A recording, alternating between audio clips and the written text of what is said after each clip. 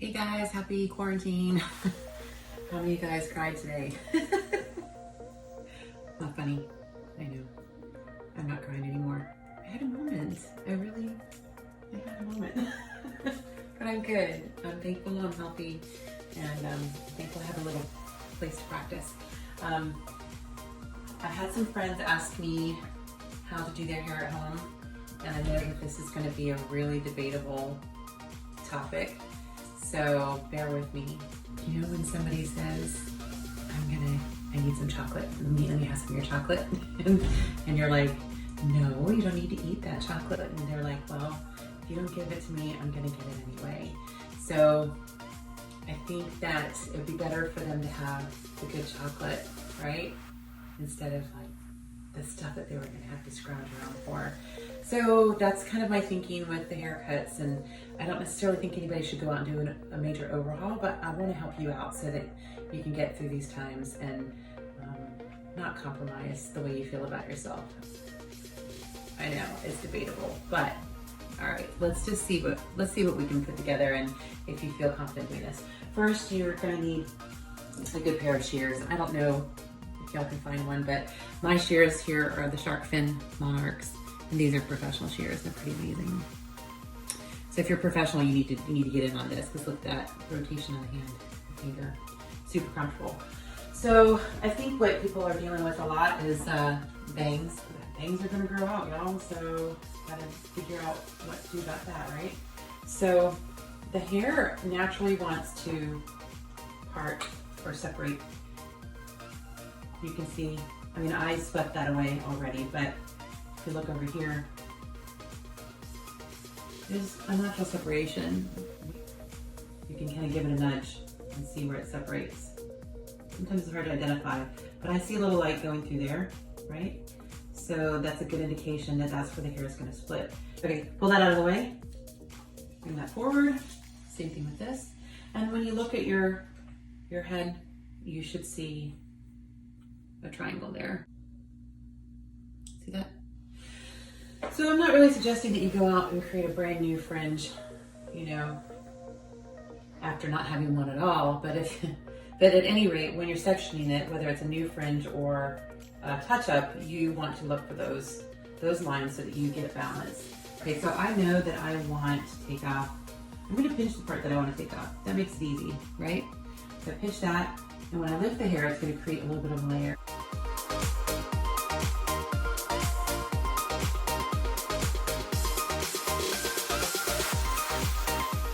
See, I'm creating kind of a curtain fringe where it sweeps like this.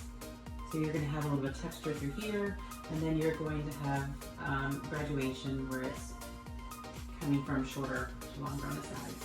So when you do lift the hair like that, I'm going to show you the difference. And gosh, I hope I can recover from this, but the way that I lifted the hair like this and put that texture in here, basically I'm cutting into it as I'm lifting, and that creates a little bit of a layer right there so that I don't have a piece of hair that looks like it's just chopped off. So conversely, if you were gonna just chop it off, what you get, okay, I've already done this technique all the way through here, but if you were just gonna chop it off, this is what you get.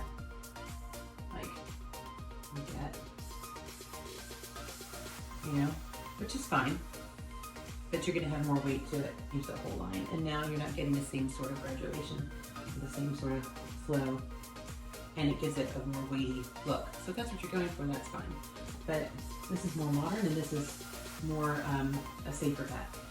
You can also go into the hair and kind of chip like this. Using your comb as a guide, this is your starting point right here. And your ending point, probably right here. I think on her, it looks really nice right there, the cheekbones. And I do kind of want to open up the eye a little bit too. So, but I'd like to kind of see through the hair, so that's why I want to put that little bit of layering throughout. I like that natural sweep that takes place. This kind of falls into almost a round bowl kind of look. Do you see what I'm seeing? I still like this ending point right here, so I'm going to use it as my guide. So I'm going to grab my next section that's right next to the one that I already cut. I'm not going to touch that one again unless I need to refine it a little bit more. But comb through it, you see that jump from here to here. So I'm going to use my shear and my fingers into that place, and a little awkward and hard to do it in this position. I can even go like this. You can see just little bits of hair dust coming off. But then you've got that nice soft blend. Same thing. And can you see where I'm directing the hair? If this is my guide, if I let the hair travel to that guide, it gives it a little bit more length, right? So we want to keep traveling to that guide in order for it to increase in length. So I can scoop that out the next piece, bring it to my guide, and only take off what's in my fingertips. Okay? So then we're gonna do the same thing, scoop up the next piece, and then until we run out of hair.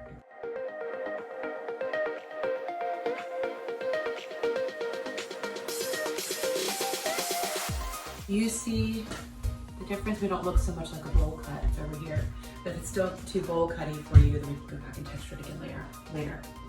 So that side is done, except I'm gonna once in a while go in and find a stray hair and I'll just take it out.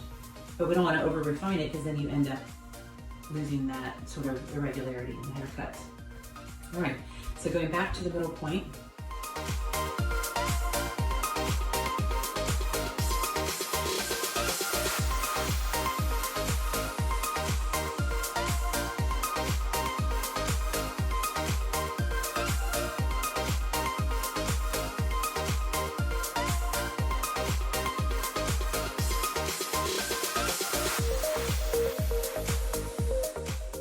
using roughly this part and above of the shear. Okay. Bring it back over. So can you see why I'm doing this motion with my shear? What does it remind you of? Like a zigzag maybe? A zigzag approach with a scissor, or a pinking shears where they go in and out, in and out. That's sort of the texture that I'm creating, but with that movement, there's a little bit of irregularity, which is actually what we're looking for. But we want some consistency with it as well, so we can kind of have a little bit of predictability with what's going to happen. I definitely want to see a little bit more light shining through here so that I can see her face. So that's when I go back in. I'm going to get those little strays off. But that's when I can come back in like this. And just kind of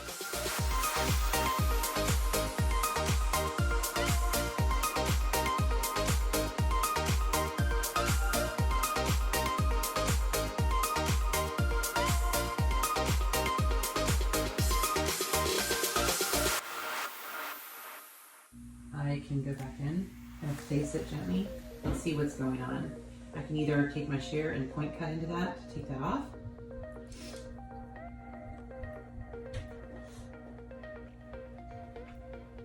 If I see something that I don't really like, I can approach it from a number of different ways. We're just going to try to keep it simple today. Here I want to refine that line from shorter to longer. And chisel out some of that bulk, okay? So that's your first row of bangs. We're looking good? All right, so we take down that second section of hair, and one way to really make it look just soft and not like a bowl cut is to just let some of that length hang over it. Let it be a little bit messy. You don't have to go back in and clean up that line, but you can. Like I see this here, I think that's a little bit too much. And a little bit through there. But I don't want to over refine it because then you don't have that nice soft lived in look, okay? So I'm gonna lift that up, just take a little bit out. Same thing here. Over directing it all the way up to here. And in this case, when the hair wants to live, you can see where it's coming from here, right? That it could live a number of places, but when you get way up here to the top, it's most likely that it's going to fall slightly to the side. So let it tell you where it wants to be. Shake it out. Shake it out, find where it wants to go. And then when you're cutting it, you will pick it up and lift it above where it lives to refine that. some pieces here that I want to get rid of. We can over direct it towards us. That way we're not creating a heavy line again. And really just going in there, moving my thumb only, doing some point cutting. Same thing here, over direct it over to the side, letting it travel a little bit, but I'm not creating a hard line, and look for any strays that are going to drive me nuts.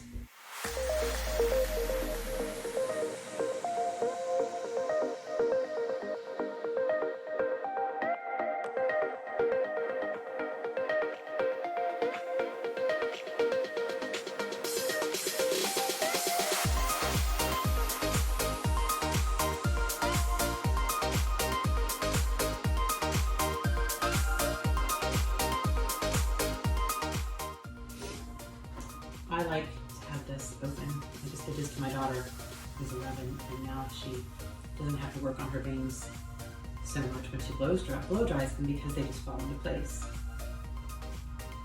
So I'm not trying to take length out, I'm just trying to take that bulk.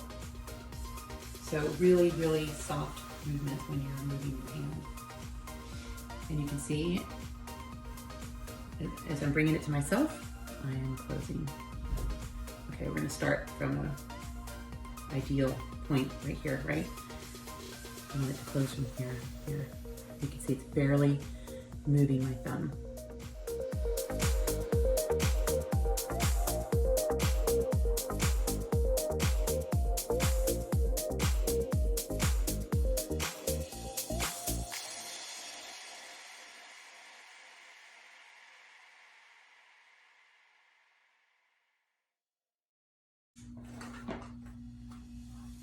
And live with that. Thanks for stopping by. Hey, so I just finished a curtain fringe tutorial with dry cutting, and I wanted to show you guys a little bit about how to trim up hair from the back. So if you are doing just a trim up, she's already had a fresh trim, so you can see it's really flowing nicely, but she wants it to be a bit shorter. And we don't want to go too nuts, we just want to take off maybe an inch or two. So we're going to watch where the hair falls. This is on the dry cut method, so you really do get to see where the hair falls and flows. It's visual, but it's also systematic. But you can see her hair, I don't know if you can see that, has a natural separation right through here. So I want to honor that, right? So section it out, let it fall over here. But if I force it over here to cut it, what's going to happen on day 2, day 3 of her hair when she hasn't felt like styling it? It's going to come over here, and if you've cut it to land right there, it's not going to fit in. Now with the dry cutting method that I do, it flows, you know, we texturize it throughout so that it can live in a couple different places. But ideally you want it to be cut where it's intended to live. So we're going to consider that all the way around the head, and I like to think of it as a pie. I always like to think about pie, right? So everything kind of pivots off of that point, this little pivot point through here, right?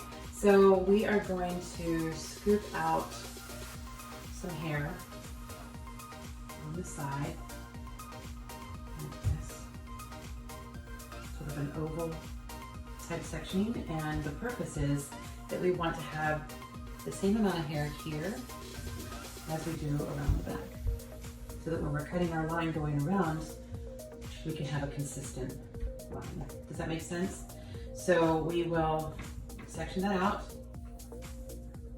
turn it, I got to flip that out of the way. Just do it neatly so that it's not going to get in your way. With the mannequin head and the dry hair, you're going to see a little bit of the irregularity through there. Okay, we'll do the same thing. We're going to find the point on the front of her over here and match it on the other side. Again, with the idea being that everything is the same thickness going throughout. It really does make a difference in the cut. Because if you try to cut through all that hair, like everything that's coming down to one point all at once, your shears are just going to push the hair. Just gonna shove into the hair and push it away, and then you're never gonna get a crisp line. So we really wanna get it, what do they say, measure twice, cut once? So I'm a big fan of that.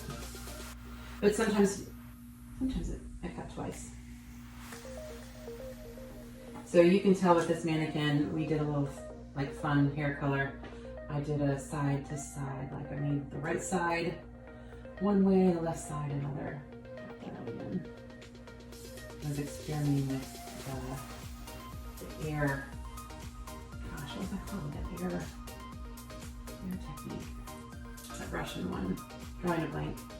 All right, so getting all that hair out of the way. And then this is all gonna come down at the same time. All right, so I think that we're gonna need to bring up a little bit more hair because it's thick. So we'll do the same sort of thing. Scooping it out. Aha. So I've got a patch here. It's available. So that needs to come down. All right, so I'm just gonna scoop out a little bit through the back. I'm gonna clip that out of the way. Okay, so feeding it through nice and neat and giving a little bit of a round at the bottom. Same thing all the way around the head. Now you can do this on curly hair too. The idea being that wet cutting versus dry cutting. When you're wet cutting, you're going to be putting tension in the hair by pulling it. But you may pull it more or less from one section to the next. However, with dry cutting and ironing it, you're getting the same tension all the way throughout. So your precision is more accurate. Does that make sense? Because what happens when you stretch the hair? I give you the answer. I'm terrible at jokes too. I give the punchline before. When you pull the hair, it stretches. You can see that, even a little bit of a curve at the bottom. The way that the hair would flow. All right, and again, we're ironing it where the hair wants to live. You can go in if you want a really crisp line. You can go in there and get a crisp line. So I get here and get my body position in place. If I have to lunge, I'm gonna lunge.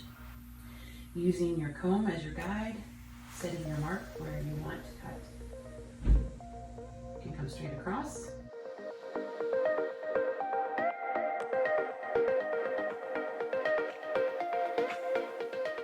Is there a reason why I'm not lifting the hair up like this and cutting it up here? Yes. We want everything to be at 0 degrees of elevation because that way we get a solid line and we don't get layers. Okay? See that? And another way you could do it to keep you from lifting it would be just to let it sit on the neck. The only trouble with that is sometimes it's hard to visualize whether your scissor is going uphill or downhill. And then next thing you know, you've got a hair that's rounded out and you're creating a bowl haircut. So unless they want a bowl haircut, you need to keep that in mind. So one good way to visualize that is to set your comb in the hair and hold it in place. Yeah, can you see the difference between where that comb is going up? Is that a big deal? Yeah, it is. Because by the time it gets around to the front, little by little, it changes. So sometimes I like to shoot a little bit downward just to be sure that I am not curving upward.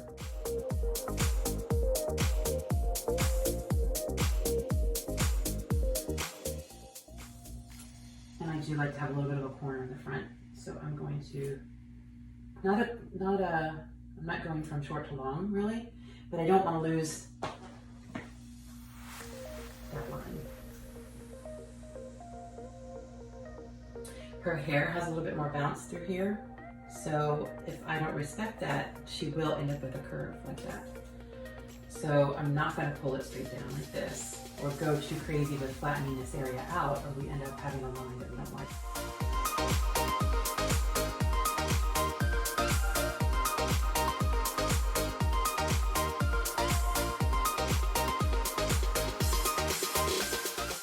Yeah, and so the reason you see that dipping down underneath is because that's the hair that's below. So if you have trouble with that, you can always make a thinner section, or you can go back and press your comb into the hair like that and clean it up. Get your fingers in there, pull out that bottom section, and clean it up. And then you're not going to see it when you're combing through it this way.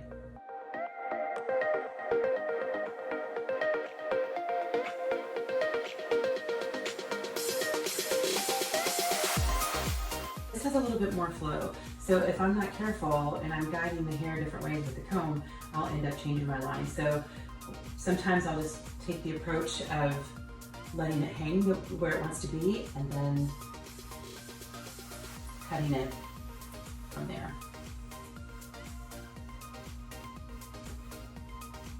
Okay, so now's the time to check what's going on. I'm gonna check my doll baby, make sure she's balanced, see what's going on through here. Sometimes I gotta get up on her business, and this is where I'm gonna come in and allow myself to use this comb to make those connections. Check that balance. You don't want to force it, but you want to make sure that you've got both sides ironed to the same degree.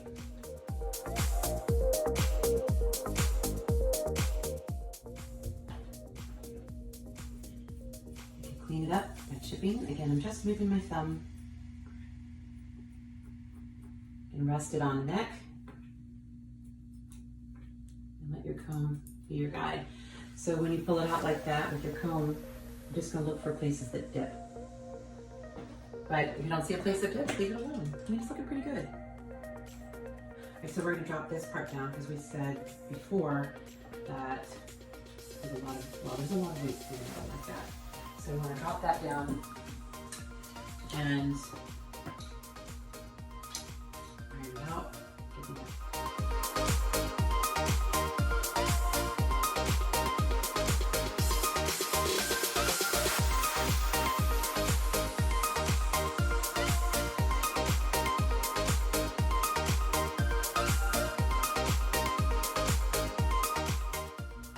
Can you see your guide through that? If not, then you might need to scoop out a little bit, leave this side.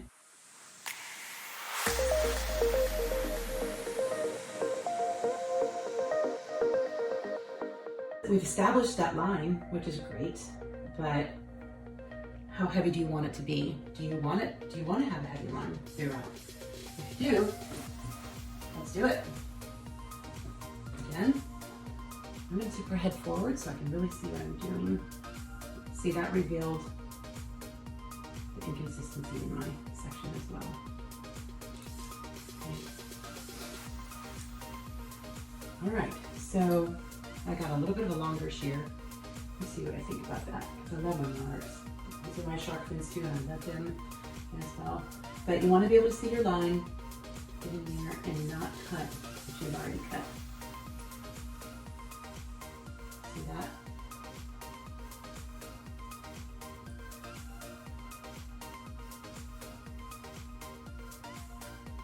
That's my guide.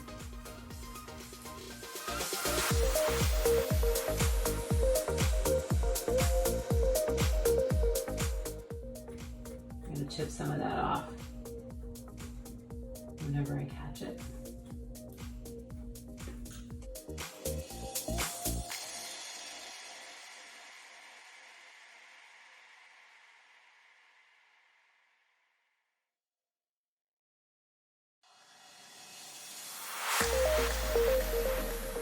If you have a real client in the chair, you'll have them put their neck forward, and that elongates the neck so that you can push against it and get those little hairs out of the way. And it's looking like we've got a almost pretty consistent weight of hair coming around the back, but I'm going to get some of this out of the way. Seeing where it's pivoting from at the top. Using that as my guide, I'm going to separate it from here. Okay, now we're going to create that round.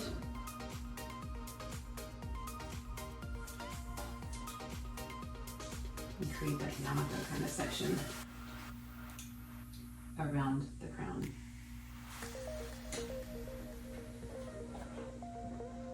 Right, doing the same thing around the other side of the head.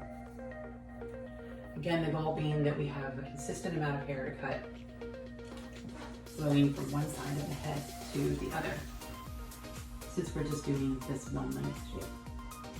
Okay, getting that out of the way. Oh, it's pretty thick.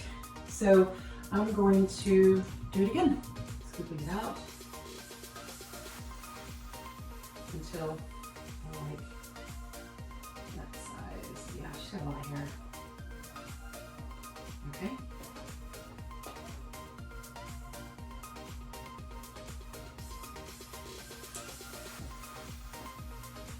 You can see what needs to come off. Okay. Now, like I said, we've established quite a solid line underneath that, but I don't think you necessarily need to have the entire head being a bulky bob. You could still keep that structure in the haircut without it being a wide triangular shape. I want to keep it still a little bit heavier at the bottom, so I am going to do some point cutting. So I'm going to bring that section in my hand and I'm going to allow for that fullness to remain full. So particularly with people with curly hair, or if you're cutting someone with curly hair, you really don't want to over straighten those sections or tighten them too much, because then what's going to happen, it's going to spring up. So you can actually create a pretty layered effect on curly hair by doing that, by constantly pulling it more and more and just letting it spring up, but we're not doing that today. All right, so I'm going to bring it down. I'm going to keep it all at the neck like this. We call it zero elevation.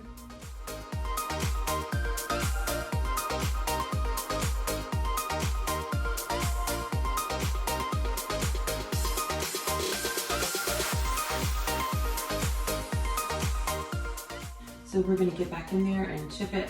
I feel like I get better control using my fingertips in there. I can see what I'm doing, and I can kind of shoot a little bit lower than that line. That way I get that softness.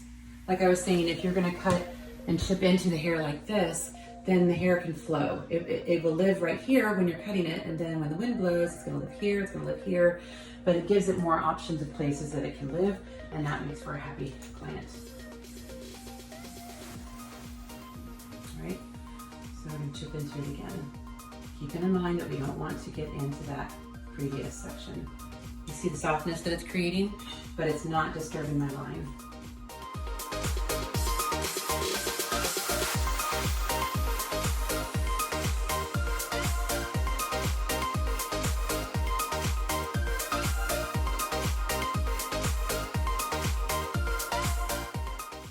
Curve, same thing here. Let's go around this side. You can always go back and clean it up. I'm gonna take a little dust off the edge.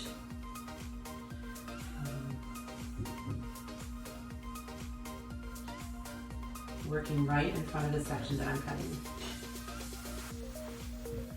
And you can see that the hair is being combed right into the place where it wants to live. If I over direct it, I get a new line entirely. So we've got this pre-sectioned out.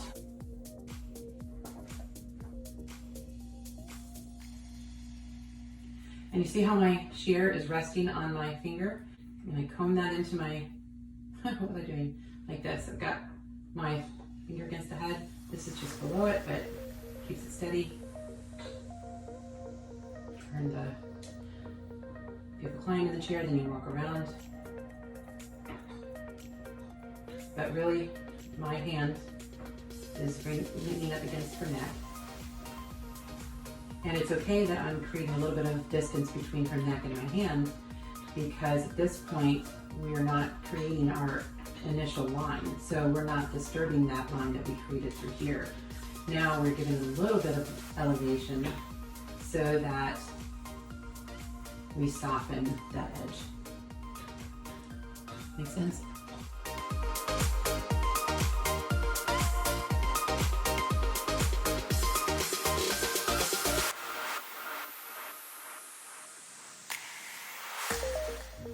And if you wanted to create more of like a beveled effect so that it contours a little bit more, you can actually go through and cut a little bit lower. So here's my line, that's my guide. But if I wanted to, I could do this entire section a fraction of an inch longer. And then the next one will be a fraction longer than that. And then everything else that's on the top is going to be kind of contouring around what's on the bottom. But I haven't done that, and that's not the goal for today, but just to let you know all the different ways that you can approach this bob.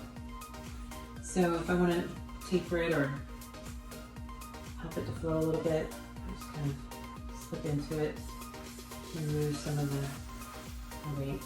Ooh. And you really want to do this with a good shear.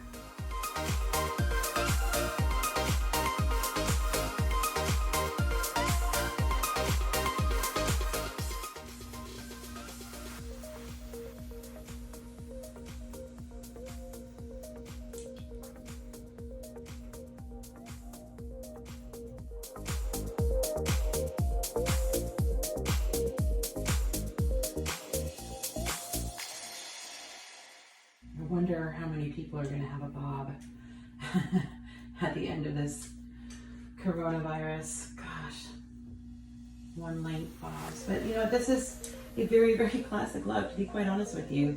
It's a beautiful look. Almost anybody can wear it because you can adapt this shape in so many different ways and to so many different hair textures. You can look and see if I like that texture. I do. I like that I can see the light through it. That's nice and soft. If I wanted to do anything, I might take that off. Do the same thing over here, but I want to direct it back so I don't cut into the side and create holes. Maybe slip that in a little bit. I'm going to leave this because we've got that little ear area here, right there. It's like there's a vacancy. There's a big gap. So if you're not careful and you take this hair back and you start layering it and getting all busy, then you're gonna drop it down and there's gonna be nothing left. So be really mindful of everything that's behind the ears. Okay. I feel like it's needs a little balance. And a little angle section there. I'm gonna drop it down because I don't trust myself right there. When in doubt, don't. I think we can apply that a lot right now into what's going on, like on social media when somebody's not in agreement with you and you have words to say it with love. When in doubt, just don't say it. And you know what? Be the bigger person. If you don't agree with somebody and you know that you're not gonna ever agree with them, you'll never regret being the bigger person and saying, you know what? Be well. I had to do that today. I had to just say, be well.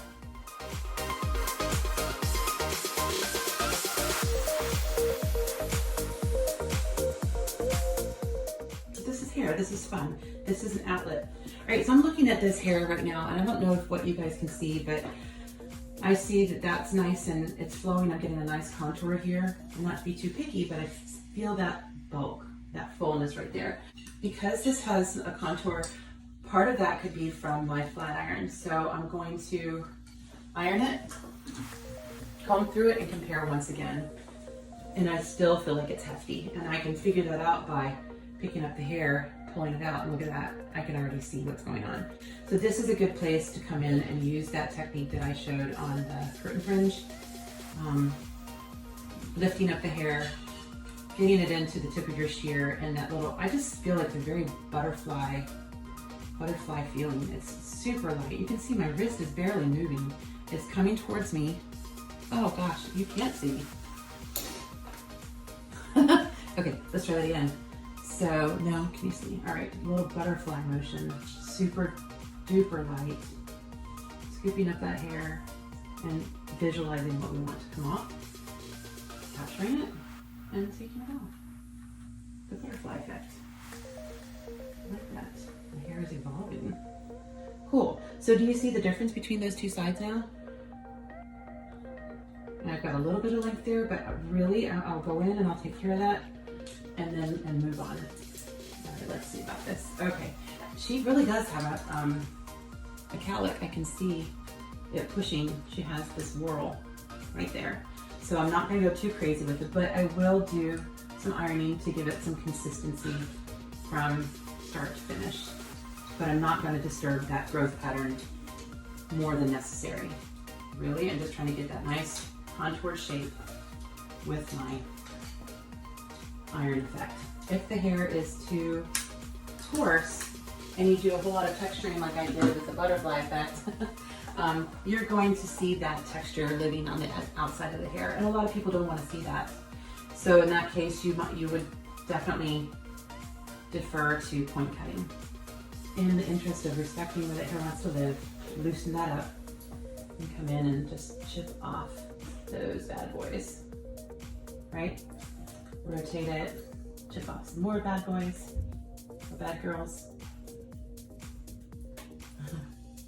Same thing here. I can see that from my previous cut that I left a little bit of bulk in here, so I can take care of that at this time. And I had a haircut one time, and the stylist told me she was just doing an edit, a haircut edit, and I really liked that approach because there wasn't a whole lot that actually needed to be done with my cut, and I was afraid that she was going to get in there and just start going to town and reinventing something that didn't need, you know, the wheel didn't need to be reinvented. I really liked what I had, and I really just needed a little bit of edit. So when she approached it that way, I thought, I'm completely confident she's just going to edit my hair, and I'm not going to come out here with a whole new shape that I wasn't prepared for. So we've basically got the haircut done. If I visualize, if I'm looking at this, you know, sometimes you can squint or whatever, I see parts that need to go. But I don't just want to randomly go in there and go at it, because I haven't really approached this section wholeheartedly yet. Really all I was doing is taking off that dust. So, but I can see things like this that need to go. So if it's that much length, I am going to lift it and give it a little bit of a flutter. Same thing right here. Again, you can over direct it to the previous section, to the middle of the head, and that way you can guarantee that you're not taking off more than you should. Lifting it, putting your fingers where you want the hair to stay, and taking your shear and going below that area. And I'm sliding my finger up as I'm lifting it. So sliding it along the hair so that it's flowing and my shear is flowing. This is a little weighty for my taste compared to what's going on in the back. So very carefully, I'm going to take that section and see as I'm lifting it where that bulk is happening. And I feel like it's right about here, so very lightly I'm going to dust that area. I know that my camera is dying, so I hope that we can get through this. But another way to go through it is to cross-reference it, cross-check it. Again, I don't want to overdo it, but if I see that length right there, I drop it down, it's still long, then I know I can take some of that out. If I see that it's heavy, lift it, look for some bulk, and knock it out. That could be as much as you need. All right, so looking for that movement and that flow. I can feel the difference here. So where I feel the thickness, I'm gonna lift it out of the way, and look at that. All right, she already had some pre-existing pieces through the side. Check that fullness. She's just naturally thicker on this side. So we just keep in mind, you know, they're sisters, not twins, right? Even my twin and I have our differences. And I just want to move that kind of all over the place so that I get that softness, no line.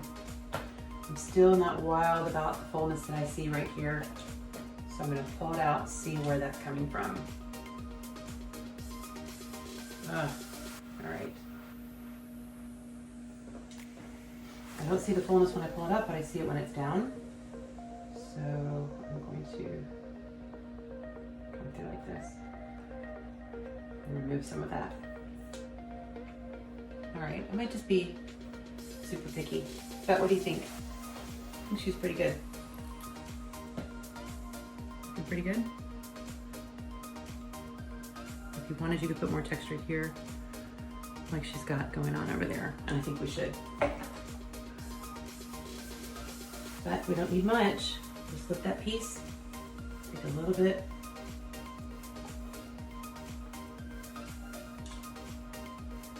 See what I'm saying? Remember I did two hair colors on her, so she's got two looks in one. But that's still it's still a nice bulkier bob, but with some softness. You see how it rounds out? I'm sorry, paused. Her hair smells so good. What's that? Okay, cool. I think it's pretty good. Voila.